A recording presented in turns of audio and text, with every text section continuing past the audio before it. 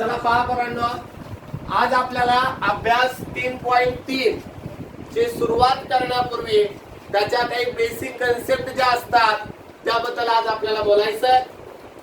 त्यामध्ये सगळ्यात अगोदर वर्तुळ कंस म्हणजे काय, ज्याला आपण आर्क ऑफ अ सर्कल म्हणतो. आर्क ऑफ अ सर्कल कसं तयार होतं तर काय सांगितलंय, वृत्त छेदिकेमुळे वर्तुळाचे दोन भागात विभाजन झाले. आता या बाजूला दिलेल्या आकृतीमध्ये पहा, या बाजूच्या आकृतीमध्ये हे ओ केंद्र असलेले वर्तुळ आहे. त्या ओ केंद्र असलेल्या वर्तुळामध्ये याची वृत्त छेदिका कोणती आहे, याची सिकेंट कोणती आहे तर लाईन AB, रेषा AB ही या वर्तुळाची वृत्त छेदिका आहे. पहिला पॉइंट काय, वृत्त छेदिकेमुळे वर्तुळाचे दोन भागात विभाजन झाले. बरोबर आहे पहा, ही वृत्त छेदिका जर थोड्या वेळासाठी आपण काढून टाकली तर अखंड असं वर्तुळ होतं, कंप्लीट असं सर्कल होतं. पण या सर्कल मध्ये, या वर्तुळामध्ये जर मी अशी एक लाईन ड्रॉ केली, एक अशी लाईन काढली, रेषा काढली जिचं नाव AB असं होतं, त्यामुळे वर्तुळाचे दोन भागात विभाजन झालं. साहजिकच पाहिलं तर असं वाटतं की हे दोन जे पार्ट आहेत त्यातला एक पार्ट हा स्मॉलर असल्यासारखा वाटतो आणि एक पार्ट हा लार्जर असल्यासारखा वाटतो. एक भाग मोठा वाटतो आणि एक भाग लहान वाटतोय. मग आता वर्तुळ कंस म्हणजे नेमकं काय, आर्क ऑफ अ सर्कल कशाला म्हणायचं तर वर्तुळाचा कोणताही एक भाग, त्या वर्तुळाचे किती भाग झाले, दोन. मग याचा एक तर वरचा भाग घ्या किंवा खालचा भाग घ्या. वर्तुळाचा कोणताही एक भाग आणि वृत्त छेदिकेचा वर्तुळावरील बिंदू. आता या वृत्त छेदिकेमध्ये या टँजंट वर दोन पॉइंट आहेत. कोणते दोन पॉइंट आहेत, पहिला पॉइंट A म्हणा आणि लास्टचा पॉइंट B म्हणा.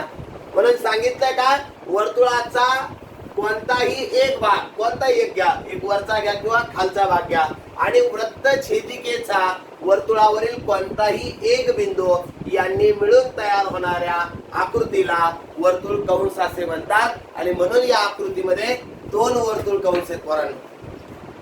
कोणते दोन वर्तुळ कंस आहेत तर पहिले AYB आणि दुसरा AXB. आर्क ऑफ सर्कल दोन आहेत, एक मेजर आर्क आहे आणि एक मायनर आर्क. मेजर म्हणजे विशाल आणि मायनर म्हणजे लघु. मग आता याच्यामध्ये मोठा भाग कोणता दिसतोय आपल्याला, AYB, आणि लहान भाग कोणता दिसतोय, AXB. म्हणून इथं लिहिलंय मी वर्तुळ कंस AXB आणि वर्तुळ कंस AYB. परंतु जेव्हा केव्हा आपण वर्तुळ कंसाचं नाव लिहित असतो तेव्हा त्यामध्ये आपल्याला त्याच्या सिकेंटचे जे दोन पॉइंट असतात त्या दोन पॉइंट पैकी एक तरी पॉइंट आला पाहिजे. आता या वर्तुळाची छेदिका किंवा ज्याला आपण वृत्त छेदिका म्हणूया ती कोणती आहे, AB. जेव्हा तुम्ही वर्तुळ कंसाचं नाव घेतात, आर्क ऑफ सर्कलचं जेव्हा नेम राईट डाऊन करतात तेव्हा कमीत कमी एक तरी पॉइंट आला पाहिजे. A आणि B यापैकी एक आला पाहिजे. दोन आले तर चांगलं आहे, नाही दोन आले तर कमीत कमी एक तरी आला पाहिजे. म्हणून वर्तुळ कंस AXB आणि वर्तुळ कंस AYB. त्यानंतर पुढचा टॉपिक आहे आपला अंत्यबिंदू किंवा कंसाची टोके. आता इथं किती कंस आहेत, दोन आहेत. आर्क ऑफ सर्कल किती आहेत, दोन. पहिलं कोणतं आहे, AYB. मग आता कोणाला याचा एंड पॉइंट, यांचे अंत्यबिंदू कोणते झाले, AYB. याचा अंत्यबिंदू झाला A आणि B. किंवा दुसरं जर नाव घेतलं, नाव घ्यायचा टाइम नाहीये सध्या, AXB जर हा घेतला तर याचे जे एंड पॉइंट आहेत, याचे जे अंत्यबिंदू आहेत किंवा कंसाची टोकं जी आहेत ती कोणते, A आणि B. म्हणून अंत्यबिंदू किंवा कंसाची टोकं ज्याला आपण म्हणू, काय एंड पॉइंट कोणकोणते आहेत, वर्तुळ आणि वृत्त छेदिकेच्या छेदन बिंदूला अंत्यबिंदू असे म्हणतात. का बरं पोरांनो, A जर पॉइंट घेतला आणि B जर पॉइंट घेतला तर हा सर्कलचे सुद्धा बिंदू आहेत, हे वर्तुळाचे सुद्धा बिंदू आहेत आणि हे वृत्त छेदिकेचे सुद्धा बिंदू आहेत. म्हणून अंत्य टोकं किंवा कंसाची टोकं कशाला म्हणायचं, वर्तुळ आणि वृत्त छेदिकेच्या अंत्यबिंदूला किंवा वर्तुळे आणि वृत्त छेदिकेच्या छेदन बिंदूला अंत्यबिंदू असे म्हणतात. आता ही रेषा जी आहे ती वर्तुळाला कोणत्या बिंदूत छेदते, तर ही रेषा ज्याला मी नाव देतो रेषा एल ही वर्तुळाला ए आणि बी बिंदूत छेदतात, म्हणून याची एंड पॉइंट किंवा याचे अंत्यबिंदू किंवा कंसाची टोकं ए आणि बी झाले. त्यानंतर पुढे आलेले पोरांनो types of arc of circle, वर्तुळ कंसाचे प्रकार किती. आता पोरांनो इथं दोन वर्तुळ तयार झाली, दोन वर्तुळ कंस तयार झाले. एकाच वर्तुळाला एका वृत्तछेदिकेने एका सिकेंडने इंटरसेक्ट केलं तर त्या सर्कलचे दोन पार्ट तयार होतात. मग या दोन पार्ट पैकी जसं उदाहरणार्थ आपल्या घरी एक टरबूज आणलं जातं, टरबूज आणल्यानंतर वृत्तछेदिका म्हणजे आपला चाकू, चाकू जेव्हा त्या टरबुजावर कुठेतरी हल्ला जातो तेव्हा त्या टरबुजाचे दोन भाग तयार होतात. टरबुजाचे दोन भाग तयार होत असताना एक लार्जर पार्ट तयार होतो, एक स्मॉलर पार्ट तयार होतो. लार्जर जो पार्ट असतो त्याला आपण म्हणतो मेजर आर्क आणि जो लहान भाग तयार होतो त्याला म्हणतो आपण मायनर आर्क.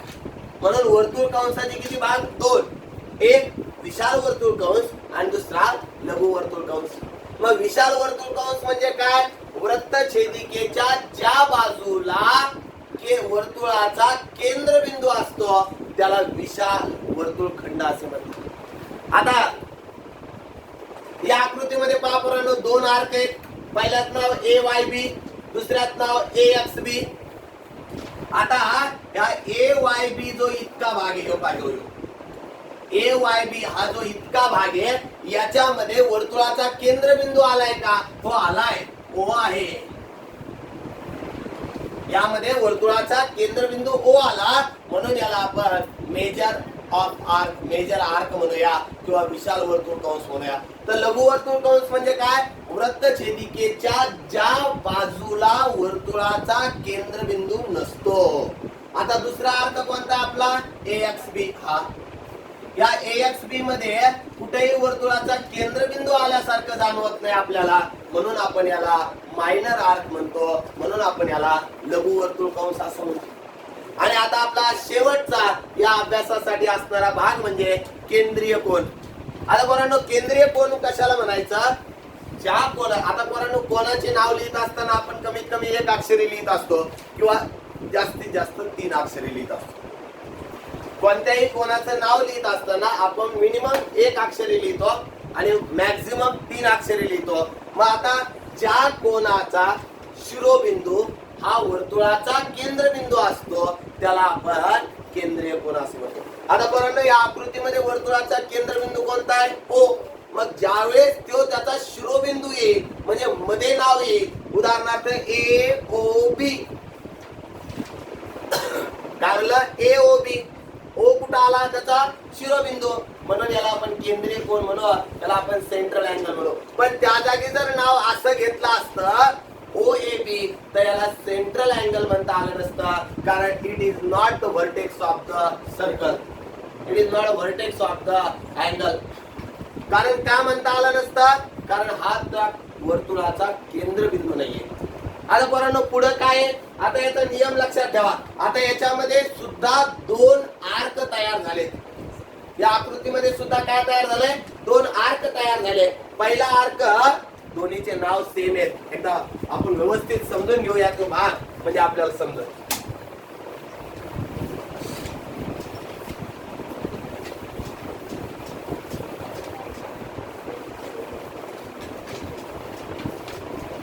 आता पहा पोरांनो, आता तुम्हाला सांगितलं होतं ओ केंद्र असलेलं वर्तुळ आहे, हा आपला ओ केंद्र. आता वृत्तछेदिका काढत नाही, त्या वृत्तछेदिकेचे अंत्यबिंदू लिहितो ए आणि बी.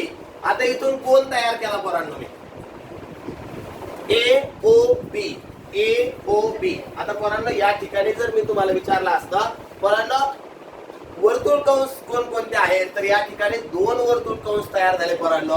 हे पहा पहिले ए ए बी, ए बी, ओ नाही, ओ हा केंद्रबिंदू आहे. या आर्क वर, या रेषेवर नाव असेल तरच घ्यायचं, विनाकारण आपलं नसलं तर कोणाचं दुसऱ्यात नाव नाही घ्यायचं. ए आणि बी हा याचा विशाल वर्तुळ कंस आहे, विशाल वर्तुळ कंस. काय नाव याचं ए बी. आता पोरांनो याचा दुसरा जो आर्क ऑफ सर्कल आहे याचं वर्तुळाचा दुसरा जो कंस आहे त्याचं नाव सुद्धा एबीच आहे. मग अशा वेळेस घोटाळा होतो हो. अशी ही बनवा बनवी सेम टू सेम.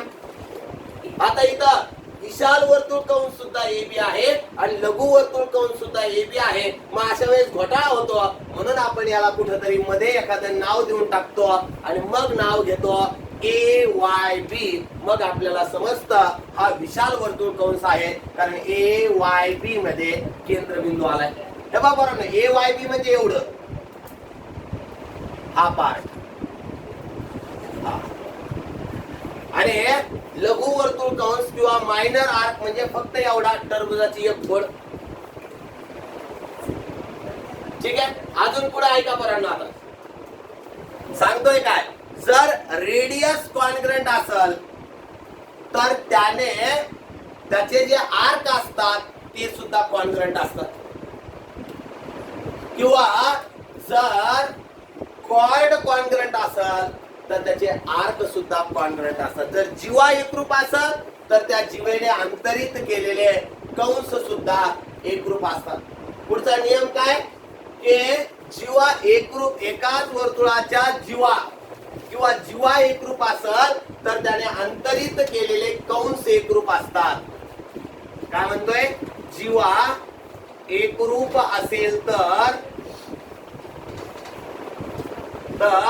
अंतरित केलेले कंस एकरूप असतात. परंतु आपल्या पुस्तकामध्ये हा प्रमेय सिद्ध वगैरे करून दाखवलेला आहे. आपल्याला सिद्ध वगैरे करायची गरज नाही. आता काय केलंय परंतु हे आपलं वर्तुळ आहे. ठीक आहे. या वर्तुळावर मी तुम्हाला म्हटलं की जीवा ए बी एकरूप आहे जीवा सी डी. काय म्हणतोय नीट ऐका. कोणत्या केंद्रामध्ये ओ केंद्र असलेल्या वर्तुळामध्ये ओ केंद्र असलेल्या वर्तुळामध्ये ओ केंद्र असलेल्या in the centre of the circle O chord A B म्हणजे जीवा ए बी एकरूप आहे कोणाला जीवा सीडी ला. तर पोरांनो याने अंतरित केलेला आर्क जो आहे. आता पोरांनो ही जीवा म्हणा किंवा याला वृत्तछेदिका म्हणा. ही जीवा पण आहे ही वृत्तछेदिका पण आहे ही कॉर्ड पण आहे ही सिकेंड पण आहे. आता हे मग आता याने अंतरित केलेला कंस कोणता आहे ए एक्स बी. मग याचा कंस कोणता ए एक्स बी. आता जीवा सीडी ही जीवा सीडी या जीवा सीडीने अंतरित केलेला कंस कोणता सी वाय डी. आपला हा नियम आहे. जीवा एकरूप असेल परीक्षेला हमखास आपल्याला परीक्षेला प्रश्न विचारला जातो त्यामुळे काळजीपूर्वक लक्षात ठेवा. जर जीवा एकरूप असेल तर त्याने अंतरित केलेले कंस एकरूप असतात. जर कंस एकरूप असेल तर त्याने अंतरित केलेल्या जीवा एकरूप असतात. दोन्ही एकमेकांच्या विरुद्ध आहे. जर जीवा एकरूप आहे तर कंस एकरूप म्हणजे कॉर्ड कॉन्ग्रंट असेल तर त्याचे आर्क कॉन्ग्रंट असेल तर कॉर्ड कॉन्ग्रंट. अजून पोरांनो जो आपला नियम आहे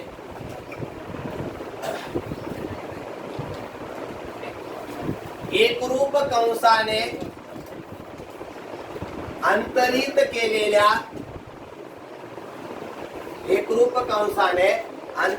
केलेल्या जीवा एकरूप असतात. लक्षात ठेवा पोरांनो. जर कंस एकरूप असत तर जीवा एकरूप असतात. जीवा एकरूप असत तर कंस एकरूप असतात. त्यानंतर पुढचं काय होतं पोरांनो की जितकं केंद्रीय कोनाचं माप असतं तितकंच त्याने अंतरित केलेल्या कंसाचं माप असतं. आता पहा काय म्हणतोय जितकं केंद्रीय कोनाचं माप असतं केंद्रीय कोनाचं सेंट्रल अँगलचं जितकं मीजर असतं तितकंच मीजर त्याने इन्स्क्राइब्ड केलेल्या आर्कचं सुद्धा असतं. आता उदाहरणार्थ ओ केंद्र असलेल्या वर्तुळामध्ये ए ओ बी याचं माप जर 60 अंश असेल तर त्याने अंतरित केलेला जो कंस आहे त्याचं नाव AB, त्याचं माप सुद्धा किती असतं 60 असतं. पण कधी माहितीये का, तो सेंट्रल अँगल पाहिजे. जर तो सेंट्रल अँगल असेल तर त्याने इन्स्क्राईब केलेल्या किंवा अंतरित केलेल्या कंसाचं माप सुद्धा तितकंच असणार आहे.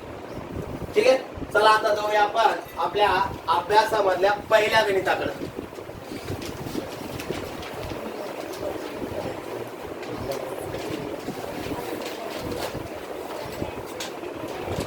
तीन पॉइंट 3 मधला प्रश्न क्रमांक 1.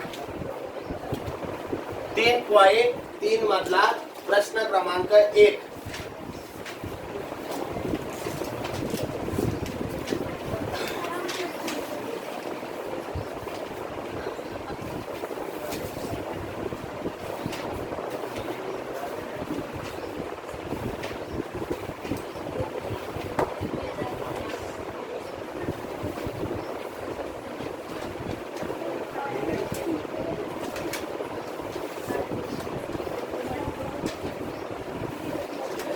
चला पहा बरं काय दिलेलं आहे. सी केंद्र असलेल्या वर्तुळामध्ये GDE आणि F हे बिंदू आहेत. कोण ECF चं माप, वाक्य नीट लक्ष द्या. काय दिलंय, सी केंद्र असलेल्या वर्तुळामध्ये, सी केंद्र असलेल्या वर्तुळामध्ये, in the centre of the circle C, angle ECF is equal to 60. कोणाचं माप, angle ECF is equal to 70 degree. आता पोरांनो पहा बरं, कोण ECF चं माप 70 आहे. ECF. आता या ECF चं माप जर 70 असेल पोरांनो, तर त्याने इन्स्क्राईब केलेला जो आर्क आहे त्याचं सुद्धा माप किती पाहिजे, 70च. का बरं पाहिजे, कारण तो सेंट्रल अँगल आहे, तो केंद्रीय कोन आहे. म्हणून कोण ECF बरोबर कंस EF, कारण लिहिलं केंद्रीय कोन, सेंट्रल अँगल, केंद्रीय कोन. आता कोण ECF चं माप किती आहे, 70. म्हणून कंस EF चं माप सुद्धा किती झालं, 70 अंश. त्यानंतर पुढे काय विचारलं, DGF चं माप 200 आहे. कंस DGF, कंस DGF बरोबर 200 अंश आहे. तर कंस DE चं माप काढा. तर कंस DE चं माप काढा आणि DEF चे माप ठरवा. चला पाहूया बरं पोरांनो. आता पोरांनो, पूर्ण वर्तुळाची जर ऍडिंग केली, पूर्ण वर्तुळाच्या कंसाच्या मापाची बेरीज केली तर ती किती बनत असते, 360. मग आता कोणते कोणते कंस घेतो, कंस DGF, कंस EF आणि कंस DE बरोबर 360 अंश. काय घेतोय, कंस DGF प्लस कंस EF प्लस कंस DE बरोबर 360. कोणतं घेतलं पहा पोरांनो, हे DGF, एक कंस EF आणि एक कंस DE, या सगळ्यांचं एकत्रीकरण केलं तर पूर्ण वर्तुळ तयार होतं. मग आता DGF चं माप किती आहे, 200. कंस EF चं माप किती आहे, 70. तर आपल्याला कंस DE चं माप काढायचंय, बरोबर 360. आता हे 200 आणि हे 70, 270 प्लस कंस DE बरोबर 360. आता आपल्याला कंस DE चं माप काढायचं आहे. म्हणून कंस DE बरोबर 360 मायनस 270, म्हणून कंस DE बरोबर 90. आता पर्यंत कंस DE चं माप झालं. अजून आपल्याला त्यांनी विचारलं कंस DEF चं माप काढा. पहा बरं आता पोरांनो, DEF. आता पोरांनो, कंस DEF पर्यंत जर आपल्याला जायचं असेल तर दोन कंसाची बेरीज करावी लागेल. कंस DEF बरोबर कोणत्या दोन कंसाची बेरीज करावी लागली तर कंस डीई आणि कंस ईएफ.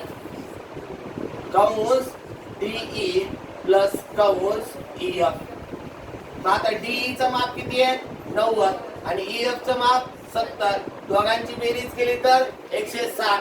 म्हणून कंस डीईएफ चं माप झालं कंस डीईएफ बरोबर 160.